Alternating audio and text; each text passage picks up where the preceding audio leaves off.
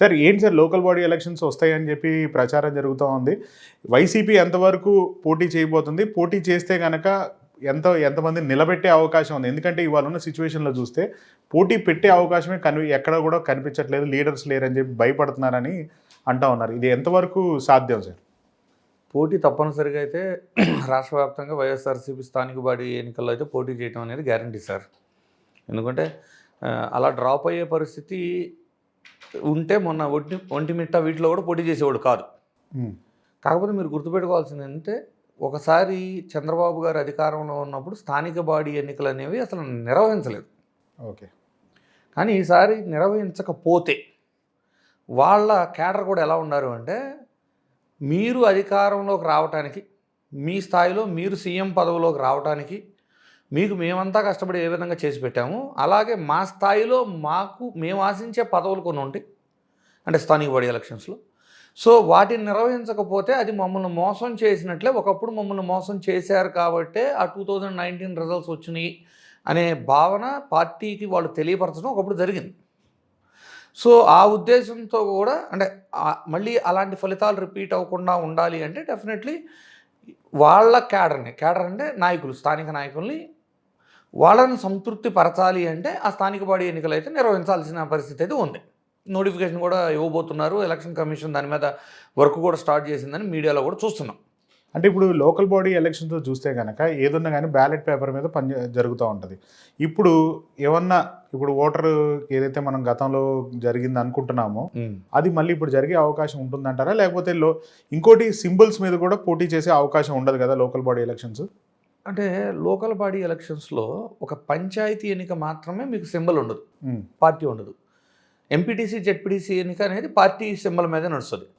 And కొన్ని రాష్ట్రాల్లో ఈ మధ్య జరిగిన లోకల్ బాడీ ఎలక్షన్స్లో కూడా ఈవీఎంలు వాడారు. సో ఇప్పుడు ఈవీఎంలు వాడతారా బ్యాలెట్ వాడతారా అనేది కూడా ఎలక్షన్ కమిషన్ నిర్ణయం. రాష్ట్ర వ్యాప్తంగా జరిగే ఎన్నిక కాబట్టి ఈవీఎంలు పెట్టకపోవచ్చు, ఎందుకంటే అది ఒకేసారి ఆర్గనైజ్ చేయడం అదంతా కొంచెం కష్టమైన పని, అంటే ప్రిపరేషన్ చాలా అవసరం.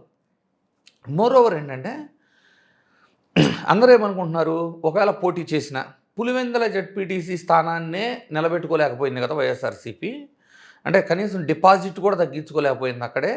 అంటే ఆబ్వియస్లీ రూలింగ్ పార్టీ ఎవరైతే ఉంటారో వాళ్ళకి అప్పర్ హ్యాండ్ ఉంటుంది. లోకల్ బాడీ ఎలక్షన్స్ తీసుకున్నా, బైపోల్స్ తీసుకున్నా ఎప్పుడైనా రూలింగ్ పార్టీకి అనేది డెఫినెట్లీ విన్నింగ్ ఎడ్జ్ ఈజీగా ఉంటుంది. ఎందుకంటే ఇప్పుడు అపోజిషన్ గెలిపించి ఏం సాధిస్తాం?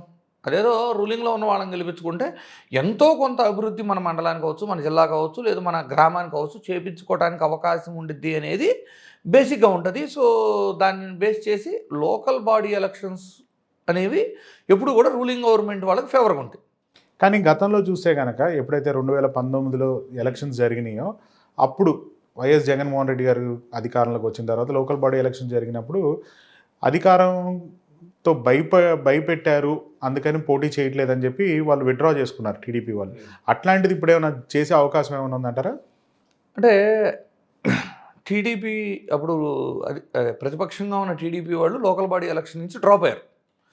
ఏది నామినేషన్ వేసిన తర్వాత డ్రాప్ అయ్యారా? అంతకుముందే డ్రాప్ అయ్యారు? అంతకుముందే డ్రాప్ అయ్యారు. అంటే నామినేషన్లో కూడా ఏని పరిస్థితి చూసిన తర్వాత కొన్ని చోట్ల అలాంటి దారుణమైన పరిస్థితులు ఫేస్ చేసాము అనే ఒక కారణం చెప్తూ వాళ్ళు ఆ రోజున డ్రాప్ అయిపోయారు లోకల్ బాడీ ఎలక్షన్స్లో. కాకపోతే ప్రెసిడెంట్ ఎలక్షన్ వచ్చేసరికి అధినాయకత్వం చెప్పిన పార్టీ గుర్తు లేదు కాబట్టి బీఫామ్లు ఇచ్చే పరిస్థితి ఉండదు కాబట్టి ఎవరైనా పోటీ చేసేస్తారు ఇది పంచాయతీ ఎలక్షన్స్లో. కాకపోతే ఇప్పుడైతే ఆ పరిస్థితి అయితే వైఎస్ఆర్సీపీ లేదు. ఎందుకు అంటే వాళ్ళు ఎంతలా దాడులు చేసినా, ఎంత అధికార బలాన్ని ఉపయోగించినా వైఎస్ఆర్సీపీ పార్టీ అనేది స్థానిక బాడీ ఎన్నికల్లో డెఫినెట్లీ రాష్ట్ర వ్యాప్తంగా పోటీ చేస్తుంది. అంటే గెలుపు ఓటమి అనేది మ్యాటర్ కాదు. ఆ ఆశావాహ అంటే ఆ పర్టిక్యులర్ పోస్ట్ మీద, ఆ పదవి మీద ఇంట్రెస్ట్ ఉన్న అతను అంటే ఏమవుతుందంటే గెలవటం ఓడటం కాదు. ఇప్పుడు ఇందులో పోటీ చేసి ఈ రాబోయే 3 ఏళ్ళు అంటే ఈ గ్రామంలో లీడర్ నేను అని ప్రూవ్ చేసుకోవాలనేది ఉంటుంది. ఒకటి గెలవాలని ఉంటుంది, 2 గెలవలేకపోయినా ఏమవుతుంది, నేను నాయకుడిని చూపించడానికి. సో మీకు కానీ 2024 ఎన్నికలకు ముందు కానీ పరిస్థితి తీసుకుంటే లోకల్ బాడీ ఎలక్షన్స్ 24 కాదు 19కి ముందు లోకల్ బాడీ ఎలక్షన్స్ పెట్టకపోవడం వల్ల కూడా ఏమైంది అంటే వాళ్ళ పార్టీ తరఫున ఎవరు లీడ్ చేయాలి ఎలక్షన్ని అంటే పోల్ మేనేజ్మెంట్ లాస్ట్ 2 days ఏదైతే ఉండిద్దో అంటే ఎమ్మెల్యే ఎలక్షన్లు వచ్చిన రోజున ప్రతిపక్షంగా ఉన్న పార్టీ యొక్క పోల్ మేనేజ్మెంట్ చేయడానికి నాయకులు ఎవరు మిగులుతారు? స్థానిక బాడీ ఎన్నికల్లో పోటీ నుంచి విరమించుకున్నాం అనుకో, ఎవరు మిగలరు కదా. 2014-19 మధ్య లోకల్ బాడీ ఎలక్షన్ పెట్టకపోవడం వల్ల ఆ పరిస్థితిని ఫేస్ చేశారు టీడీపీ వాళ్ళు. అలాగే 2019 నుంచి 24 మధ్య కూడా డ్రాప్ అయ్యి కూడా అదే ఫేస్ చేశారు. ఫార్చునేట్గా ఏంటంటే వాళ్ళ అదృష్టం అని చెప్పాలి ఒక రకంగా, ఇది అంతలా భారీ స్థాయిలో గెలుపు రావటం అనేది. మామూలుగా అయితే ఏమైతే, ఎప్పుడైతే లోకల్ బాడీ ఎలక్షన్స్లో పోటీ నుంచి విరమించకున్నా, లేదు పోటీ చేయకపోయినా, లోకల్ బాడీ ఎలక్షన్స్ నిర్వహించకపోయినా ఏమైందంటే, ప్రతిపక్ష పార్టీకి నాయకత్వం వహించేది ఎవరు? మళ్ళీ ఎమ్మెల్యే ఎలక్షన్స్ వచ్చినప్పుడు నుంచొని పోల్ మేనేజ్మెంట్ చేసి ఓట్లు వేయించేది ఎవరు? ఈ కొరత అనేది ఎక్కువగా ఏర్పడుతుంది. సో ఆ డ్యామేజ్ జరగకుండా ఉండాలి అంటే ఎట్టి పరిస్థితుల్లో పార్టీ అనేది పార్టిసిపేషన్ అనేది మస్ట్ అనమాట. అయితే మొన్న పులివెందుల జడ్పీటీసీ, ఒంటిమిట్ట జడ్పీటీసీలో జరిగింది అంటే మనం అందరం చూసాం.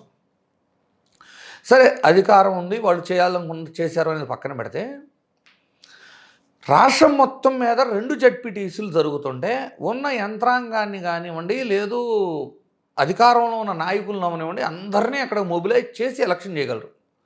రాష్ట్ర వ్యాప్తంగా ఎలక్షన్ ఒకేసారి జరిగితే, అంటే అంత యంత్రాంగాన్ని, ఒక పులివెందులకు కేటాయించినంతమంది పోలీసుల్ని రేపు జడ్పీటీసీ స్టేట్ వైడ్ జరిగే వాటిలో ఒక జడ్పీటీసీ ఎక్కడైనా ఒక చోటన పెట్టగలరా? అంత నెంబర్ పెట్టలేరు కదా. అలాగే అంతమంది వెళ్ళి ఒకే జడ్పీటీసీ మీద ఫోకస్ చేసి కూర్చొని వర్క్ చేయలేరు కదా. So definitely local body elections అనేది జరుగుతాయి. జరిగినప్పుడు కూడా వీళ్ళు పోటీ చేస్తారు వైఎస్ఆర్సీపీ వాళ్ళు. కొంచెం ఆబ్వియస్లీ రూలింగ్ గవర్నమెంట్ ఎవరు ఉంటే వాళ్ళకి విన్నింగ్ ఎడ్జ్ అనేది ఉంటుంది. అంటే గతంలో జరిగిన ఎలక్షన్స్ చూస్తే, ఏదైతే టీడీపీ ఎప్పుడు ఆరోపించిందో మనం 19లో జరిగినప్పుడు మమ్మల్ని నామినేషన్ కూడా వేయనీలేదు అని ఆరోపించారు కదా, అది నిజమేనా? నిజం, కొంతవరకు నిజం కూడా ఉంది కదా సార్. ద బెస్ట్ ఎగ్జాంపుల్ మీకు చెప్పాలంటే, మాచర్ల గురజాల తీసుకుందాం, ఎస్పెషల్లీ గురజాల తీసుకుందాం. నేను ఒక ఎగ్జాంపుల్ చెబుతానండి. గత 30 ఏళ్లుగా గురజాలలో టీడీపీ తరపున నాయకుడు ఒకళ్ళే, ఎర్రపతినేని శ్రీనివాసరావు గారు. అవునా? కనీసం వైఎస్ఆర్సీపీ తరపున అభ్యర్థి మారారు.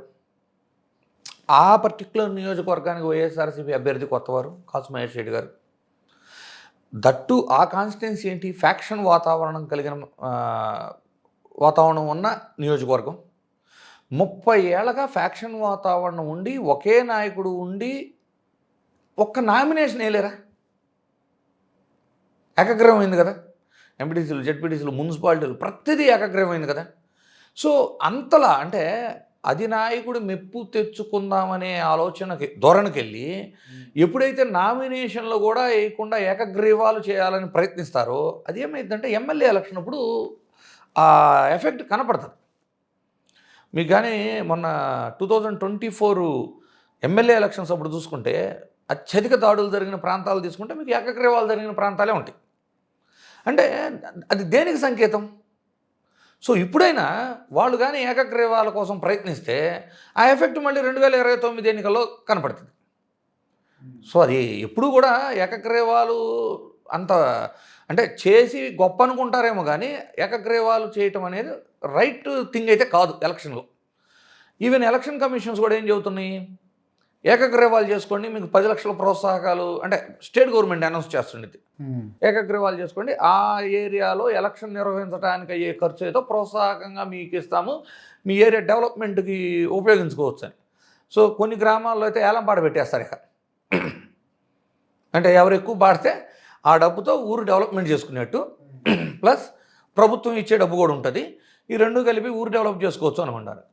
కానీ ఎన్నిక ఎప్పుడైనా కూడా ప్రజలు ఎన్నుకోగలగాలి, ప్రజలు ఓటు తీర్పు అవ్వాలి. ఆ ఓటు అనేది కాన్ఫిడెన్షియల్గా ఉండాలి, బహిరంగంగా ఓటేసేది కాదు కదా ఎలక్షన్ విధానం. అందరూ బయటికి చెప్పలేరు కదా అధికారం ఉందనో. అదే కొంతమందికి అతని మీద వ్యతిరేకత ఉండొచ్చు కదా. ఉండొచ్చు కూడా, అదే నేను అంటుంది. ఉన్నప్పుడు ఎలక్షన్ అయితే లోపలికి వెళ్ళి ఓటేసి రాగలరు, కానీ అంటే ఎవరు చూడనప్పుడు తన మీద ఉన్న వ్యతిరేకతని ఓటుగా చెప్పగలరు. ఇప్పుడు ఏకగ్రీవాలు చేసేటప్పుడు అటు ఒక 10 మంది, ఇటు 10 మంది వచ్చి ఏకగ్రీవం అది ఇదని పెద్దగా మాట్లాడేసి ఊళ్ళో అంతా గంభీరంగా మాట్లాడేస్తుంటే సామాన్యులు ఏమీ చేయలేని వాళ్ళు ఏం చేస్తారు, సర్లే ఏకగ్రీవం అంటే ఏకగ్రీవం, ఓటు అంటే ఓటు అనుకుంటారు. కానీ ఎలక్షన్ కమిషన్ కూడా ఏకగ్రీవాలను ప్రోత్సహించే బదులు ఎలక్షన్ని ఎంకరేజ్ చేసి ఆ ఎలక్షన్ కాన్ఫిడెన్షియల్ ఓటు త్రూ జరిగి ఆ ఫలితాలు నిష్పక్షపాతంగా చూపించి ప్రజాస్వామ్యం బతకాలి అంటే ఎలక్షన్ జరగాలి. ఈ ఏకగ్రీవాలు అనేది ఎలక్షన్ కమిషన్ ఎంకరేజ్ చేసి అదేదో మీ ఊరు డెవలప్మెంట్కి ఉపయోగపడుద్ది అంటే అసలు ఎలక్షన్ లోకల్ బాడీ తీసేయండి, అసలు లోకల్ బాడీయే తీసేయండి సార్. ఈ పంచాయతీలు ప్రెసిడెంట్లు ఎన్ని ఎందుకు, ఆ ఖర్చులు ఏదో డైరెక్ట్గా డెవలప్మెంట్ చేయండి మీరు, మిమ్మల్ని కాదన్నా. సో బేసికల్లీ నేనేం చెప్తాను అంటే ఎలక్షన్ జరగాలి, ఎలక్షన్లో ఓటర్లు తమ తీర్పుని చెప్పగలగాలి. ఈ ఏకగ్రీవాల వలన ఎవరైతే గతంలో చేశారో ఎఫెక్ట్ చూశారు, మళ్ళీ వీళ్ళు కూడా ప్రయత్నిస్తే వీళ్ళు కూడా చూస్తారు.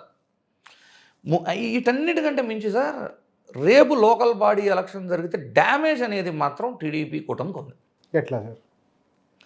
ఇప్పుడేంటి ఈస్టు వెస్టు వైజాగ్ అంటే మీకు ఎస్పెషల్లీ చెప్పాలంటే మచిలీపట్నం పార్లమెంట్ నుంచి వైజాగ్ పార్లమెంట్ వరకు దగ్గర దగ్గర 8 పార్లమెంట్లు ఉంటాయి. ఈ 8 పార్లమెంట్లలో జనసేన ప్రాబల్యం బాగా ఉంది. ఇప్పుడు ఇక్కడ కూడా సీట్లు షేరింగ్ చేసుకుంటారా, లేకపోతే మీద పోటీ చేసుకుని మాది మీద పోటీ చేసుకుందాం అంటారా? ఇప్పుడు కూటమిలో ఉన్నారు కాబట్టి సీట్లు బీజేపీ కూడా మళ్ళీ కూటమిలో ఉంది కదా. బీజేపీ ఉండా మేజర్ ఓటింగ్ వీళ్ళిద్దరిదే కదా. సో వీళ్ళిద్దరికి మధ్య పొత్తులో స్థానికంగా ఎన్ని సీట్లు ఇస్తారు పోటీ చేయడానికి, ఆ ఎఫెక్టు ఆ డ్యామేజీ కంట్రోల్ చేసుకోలేనంత డ్యామేజ్ రేపు కూటమికి జరిగింది. ఎందుకు అనేది మీకు చాలా క్లియర్గా చెబుతానండి. ఎమ్మెల్యే క్యాండిడేట్గా మొన్న పొత్తులో ఒక అతను నుంచున్నాడు. ముందు అప్పుడు ఆ క్షణానికి ఏమనిపించింది అంటే అధికారంలో ఉన్న వైఎస్ఆర్సీపీని దించాలని ఆలోచిస్తారు. ఇప్పుడు అధికారంలో వాళ్ళే ఉన్నారు. కేవలం వాళ్ళ ఆలోచన అంతా లోకల్ బాడీ ఎలక్షన్లో ప్రెసిడెంట్ నేను అవ్వాలి, ఎంపీటీసీ నేను అవ్వాలి, జెడ్పీటీసీ నేను అవ్వాలనే స్థాయిలోనే ఆలోచన ఉంటుంది. ఇంకొకరిని దించాలనే ఆలోచన లేదు కదా. సో టికెట్ కేటాయించలా. మొన్న ఎమ్మెల్యే ఎలక్షన్ లాగా ఏ 10% ఏ 20% సీట్లు ఇచ్చారనుకోండి వాళ్ళకి, జనసేన వాళ్ళకి, వాళ్ళు సాటిస్ఫై అవుతారా? అవరు. సో ఎప్పుడైతే ఈ గ్యాప్ లోకల్ బాడీ ఎలక్షన్ జరిగి గ్యాప్ పెరిగిందో డెఫినెట్లీ ఇది నెక్స్ట్ ఏమైందంటే జనరల్ ఎలక్షన్ రోజు చూపించింది. ఎప్పుడైనా నేను ఇదివరకు కూడా ఒక ఇంటర్వ్యూలో చెప్పాను మీకు, ధర్మరాజు చేసినంత గొప్ప పరిపాలన చేసినా కూడా due to local body elections anti incumbency బయట ఎక్కడి నుంచో రాదు, లోకల్గానే వస్తుంది వాళ్ళ పార్టీ లీడర్స్లోంచి. ఎలా అంటే ఒక ఎమ్మెల్యే అభ్యర్థి ఉన్నాడు, ఒకే ఊరిలో 2 నాయకులు ఉన్నారు, ఇద్దరికి వర్క్లు ఇచ్చారు. ఒకరికి ఎక్కువ ఇచ్చి ఒకరికి తక్కువ ఇచ్చినా కూడా తక్కువ ఇచ్చిన అతను ఏం ఆలోచిస్తాడంటే ఇతను ఆ రెండో అతనికి ఇచ్చిన ఇంపార్టెన్స్ నాకు ఇవ్వట్లేదు, ముందు అసలు ఆ ఎమ్మెల్యేని ఓడిస్తే కానీ ఇతను డామినేషన్ తగ్గదు ఊళ్ళో. గతంలో 2024 ఎలక్షన్స్లో అదే జరిగింది కదా వైసీపీలో. ఆబ్వియస్లీ జరుగుతుంది సార్, ఎక్కడేం జరుగుతాయి. ఇది ఎన్ని పార్టీ ఎవరు రూలింగ్లో ఉన్నా వాళ్ళ గ్యారెంటీగా వాళ్ళు ఫేస్ చేయాల్సిన ఫేజ్ ఇది. సో ఇదేంటి, ఒకటే పార్టీ ఉండి ఎమ్మెల్యే ఆ పార్టీ అతనై ఉండి ఒకే ఊళ్ళో 2 నాయకులు ఉండి వాళ్ళు వాళ్ళ పార్టీ వాళ్ళు అయి ఉండి వాళ్ళకు వర్కులు ఇచ్చిన తర్వాత సినారియో చెప్పాను నేను. ఇప్పుడు కూటమి 2-3 పార్టీలు ఉంటాయి, ఎమ్మెల్యే ఏదో పార్టీ, కింద 2-3 పార్టీల అభ్యర్థులు ఉన్నారు, న్యాయం జరగట్లేదని లెక్కలో ఓడియాలని చూస్తారు. ఇప్పుడు ఎలక్షన్ దృష్ట్యా ఓడియాలని చూస్తారు. పైపెచ్చి ఏమైంది, సరే జెడ్పీటీసీ ఎంపీటీసీలో ఈ పొత్తులు వీటిలో నెంబర్ ఆఫ్ సీట్స్ ఎన్ని అలకేట్ అయినాయి అనే దాని మీద ఒకటి ఇది భారీ ఎత్తున వ్యతిరేకత వస్తుంది జనసేన నుంచి. చూస్తూ ఉన్నాను మీరు, రేపు లోకల్ బాడీ ఎలక్షన్స్ అనౌన్స్ అయిన తర్వాత షేర్స్ అంటే ఆ సీట్ల పంపకం విషయంలో 200% ఈస్ట్ వెస్ట్ అండ్ మచిలీపట్నం ఈ బెల్ట్లో అయితే డెఫినెట్లీ జనసేన నుంచి భారీ ఎత్తున నిరసన వస్తుంది. 2 జనసేన నుంచి భారీ ఎత్తున నిరసన రావడంతో పాటు ఈ పంచాయతీ ఎలక్షన్లు చెప్తున్నాం కదా, పంచాయతీ ఎలక్షన్లకు వచ్చేసరికి ఏమైంది అంటే పార్టీ గుర్తుండదు, ఇండివిజువాలిటీ. సో ఎవరు కంట్రోల్ చేయగలరు? జనసేన పోటీ చేసింది, టీడీపీ పోటీ చేస్తుంది, బీజేపీ చేసింది, వైసీపీ చేసింది. ఇప్పుడు మేజర్గా 3-4 పార్టీలు చేసినప్పుడు ఇప్పుడు ఓడిపోయిన అతను గెలిచిన అతను రేపు భుజాల మీద చేతులు వేసుకొని తిరిగే అంత వాతావరణం ఏపీలో లేదు. ఓడిపోయిన అతను గెలిచిన అతను ఇప్పుడు ఎమ్మెల్యే ఎవరిని దగ్గర తీసుకుంటాడు చెప్పండి? గెలిచిన అతను తీసుకుంటాడు. ఇప్పుడు ఓడిన అతను ఏం ఆలోచిస్తాడు? ముందు ఎమ్మెల్యే నోడితే కానీ మన ఊళ్ళో మన నాయకత్వానికి విలువ ఉండదు. సో లోకల్ బాడీ ఎలక్షన్స్ పెట్టినా టీడీపీకి ప్రాబ్లం, పెట్టకపోయినా టీడీపీకి ప్రాబ్లం.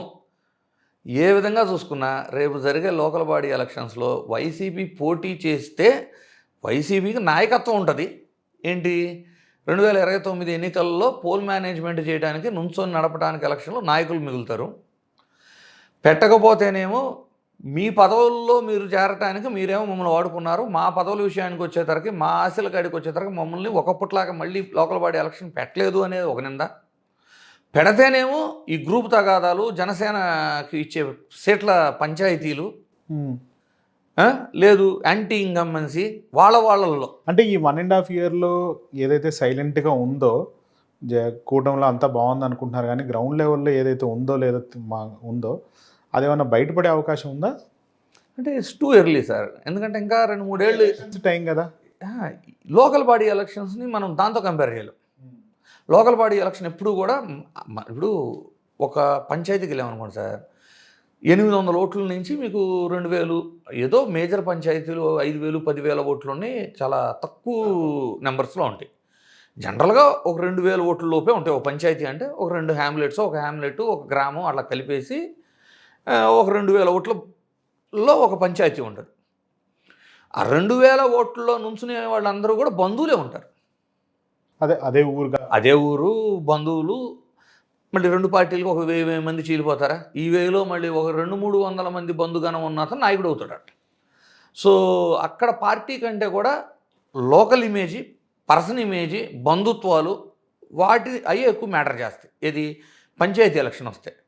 ఎంపీటీసీ, జెడ్పీటీసీ అంటారా, పార్టీ గుర్తు పనిచేసినా కూడా రూలింగ్ గవర్నమెంట్ అనేది ఆబ్వియస్లీ 3 ఏళ్ళు ఇంకా ఎలక్షన్ ఉంది కాబట్టి రూలింగ్ గవర్నమెంట్ వెనక నడవడానికి ఇష్టపడతారు. సరే, ఇక్కడ మిమ్మల్ని ఒక క్వశ్చన్ అడుగుతాను, స్ట్రైట్గా మీరు ఆన్సర్ చేయాల్సింది ఏంటంటే, గతంలో వైసీపీ అధికారంలో ఉన్నప్పుడు ఈ ఎలక్షన్స్ జరిగినప్పుడు రిజర్వేషన్స్, మహిళలకి టికెట్లు ఎక్కువ రావటం ఇట్లాంటివన్నీ చేశారు. దానివల్ల ఎవరైతే ఉన్నారో చేసిన వాళ్ళు అభ్యర్థులు ఎవరైతే నాది అనుకున్న క్యాండిడేట్స్ కూడా రాకుండా పోయింది. ఇప్పుడు మళ్ళీ అట్లా వైసీపీ ఏమైనా చేసే అవకాశం ఉందా? ఇప్పుడు ఎలా అంటే సార్, మీకు గుర్తుందో లేదో, లోకల్ బాడీ ఎలక్షన్స్ విషయంలో టోటల్ రిజర్వేషన్ 50% దాటకూడదు అని సుప్రీంకోర్టు ఇచ్చిన ఆర్డర్స్ని ఫాలో చేయాల్సి వచ్చింది. దానివల్ల అంటే బీసీ రిజర్వేషను అంటే ఎలక్షన్ కమిషను ముందే రిజర్వ్ చేసే కాన్సెప్ట్లో గతంలో కంటే కూడా తగ్గించి అలాట్మెంట్ చేయాల్సి వచ్చింది వైఎస్ఆర్సీపీ హయాంలో. బట్ వైఎస్ఆర్ అంటే నేను అనేది ఆ రిజర్వేషన్ నెంబర్స్ గురించి కాదు సార్. నేను అనేది ఏంటంటే, ఫర్ ఎగ్జాంపుల్ ఇప్పుడు ఒక ఎమ్మెల్యే గెలిచాడు, ఎమ్మెల్యే అతనికి కావాల్సిన అతనికి ఇచ్చాడు కానీ సీటు, కానీ ఎవరైతే రియల్గా పనిచేసాడో, కార్యకర్తగా పనిచేసి పార్టీకి నిలబడ్డాడు లాస్ట్ 10 ఏళ్ళు, అప్పుడు అతనికి లేదని చెప్పి అలిగాడు కదా చాలామంది. బేసికల్లీ ఏంటంటే సార్, ఒక రాజశేఖర్ రెడ్డి గారికి ఉన్న బ్రాండ్ ఇమేజీ అది క్యారీ ఫార్వర్డ్ చేసే ఈ ట్రావెల్లో, ప్రయాణంలో 2014లో తక్కువ సీట్లు వచ్చి ఓడిపోయిన తర్వాత, వైఎస్ఆర్సీపీ అధికారంలోకి రాలేకపోయిన తర్వాత ఆ సానుభూతి ఇంకా పెరిగింది జగన్మోహన్ రెడ్డి మీద. సో ఆయన ఓన్ చేసుకున్న పీపుల్ విపరీతంగా పెరిగిపోయారు. ఆ నెంబర్స్ ఎప్పుడైతే భారీగా పెరిగిపోతాయో ఎవరిని సంతృప్తి పరచలేరు. ఆడ ఉండేది ఒక సీటే.